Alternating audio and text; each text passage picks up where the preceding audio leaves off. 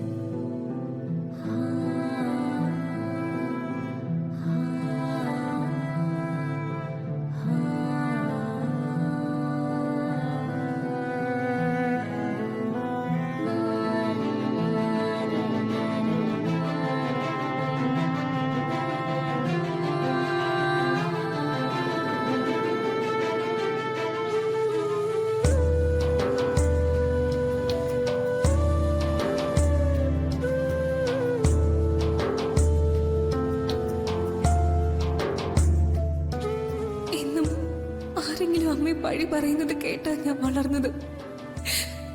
അന്ന് മുതൽ എന്റെ ഏറ്റവും വലിയ ആഗ്രഹവും സ്വപ്നവും പ്രാർത്ഥനയും എന്റെ അമ്മയുടെ നിരപരാധിത്വം തെളിയിക്കുക എന്നത് മാത്രം. എന്റെ എല്ലാ ശ്രമവും അതിനു വേണ്ടി മാത്രം. എത്രയും പെട്ടെന്ന് എനിക്കതിന് സാധിക്കണം. അമ്മയെ കുറ്റം പറയുന്നവർക്ക് മുന്നിൽ സത്യങ്ങളുടെ തെളിവുകൾ നിരത്തി അവര് പറഞ്ഞതെല്ലാം തെറ്റായിരുന്നു എന്ന് ഉറപ്പിക്കണം. എന്റെ ദേവി, മഹാമായ, എത്രയും പെട്ടെന്ന് എനിക്കതിന് സാധിക്കണേ.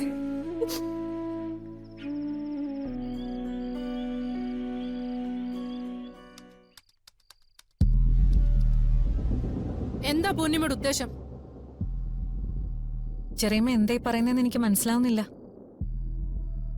നിനക്ക് മനസ്സിലാകാഞ്ഞിട്ടൊന്നുമല്ല, നീ മനസ്സിലാകില്ല എന്ന് നടിക്കുന്നതാ. ആ അഭിനയൊന്നും എന്റെ അടുത്ത് വേണ്ട. നിനക്ക് എന്താ ചന്ദ്രേ, ബാധ കയറിയോ? എന്തിനാ വെറുതെ വഴക്കുണ്ടാക്കുന്നേ?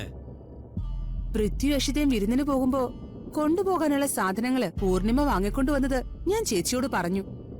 അത് ചേച്ചിക്ക് വിഷമമായി. എന്തിന്? എന്തിനാണെന്നോ? ഞാൻ ഈ വീട്ടിലെ ആരാ? എന്തെങ്കിലും മനസ്സിലുണ്ടെങ്കിൽ തുറന്നു പറ, എന്നാലല്ലേ ഞങ്ങക്ക് മനസ്സിലാവൂ. ശരി, പറയാം. എന്റെ മകനാണല്ലോ പൃഥ്വി. ആ കാര്യത്തിൽ ആർക്ക് സംശയമൊന്നുമില്ലല്ലോ. എന്റെ മോന്റെ കല്യാണക്കാര്യത്തിൽ എനിക്ക് യാതൊരു സ്ഥാനം തന്നില്ല. ഒരു കാര്യത്തിലും എന്നോട് അഭിപ്രായം ചോദിച്ചില്ല. ഇപ്പതാ വിരുന്നിന്റെ കാര്യത്തിലും എന്നോടൊന്നും പറഞ്ഞില്ല. വിരുന്നിന് കൊണ്ടുപോകാനുള്ള സാധനങ്ങളൊന്നും വാങ്ങിക്കൊടുക്കാൻ എനിക്കെന്താ അറിയില്ലേ? നിങ്ങൾക്കാർക്കൊരു ബുദ്ധിമുട്ടാവണ്ടെന്ന് കരുതിയാ ഞാനതൊക്കെ വാങ്ങിക്കൊണ്ടുവന്നത്. അല്ല, എന്നെ കൊച്ചാക്കാൻ വേണ്ടിയാ നീ ഇതൊക്കെ ചെയ്തത്. അശ്വതിയുടെ മുന്നിൽ നീയാ ഇവിടുത്തെ കാര്യങ്ങളെല്ലാം നോക്കുന്നേന്ന് തോന്നലുണ്ടാക്കാൻ. അതാ നിന്റെ ലക്ഷ്യം. ചന്ദ്ര, ഞാൻ മനസ്സിൽ പോലും ചിന്തിക്കാത്ത കാര്യങ്ങളാ ചെറിയമ്മ ഇപ്പൊ പറഞ്ഞുകൊണ്ടിരിക്കുന്നത്. നിന്റെ നാടകമൊന്നും എന്റെ മുന്നിൽ വേണ്ട. നീ എന്തുദ്ദേശം ചെയ്തെന്ന് ബുദ്ധിയുള്ള ആർക്കും മനസ്സിലാവും. ചേച്ചിയുടെ സ്ഥാനത്ത് നിന്ന് നോക്കുമ്പോ ചേച്ചി പറയുന്നതിലും കാര്യമുണ്ട്. മക്കൾക്ക് വേണ്ടി അമ്മമാര് ചെയ്യാൻ ആഗ്രഹിക്കുന്ന പല കാര്യങ്ങളും ഉണ്ടല്ലോ. എന്റെ മോനെ കുറിച്ച് എനിക്ക് ഒരുപാട് സ്വപ്നങ്ങളും പ്രതീക്ഷകളും ഒക്കെ ഉണ്ടായിരുന്നു. അതൊക്കെ സാധിച്ചെടുക്കാൻ എനിക്ക് അവനൊരാളെ ഉള്ളൂ. പൂർണിമയുടെ ഇഷ്ടത്തിന് നോക്കി വളർത്താനും കാര്യങ്ങൾ ചെയ്യാനും സ്വന്തം ഒരു മോളുണ്ടല്ലോ. പിന്നെന്താ? നവദുർഗേ വനദുർഗേ സർവവും നീ ചിന്മയി.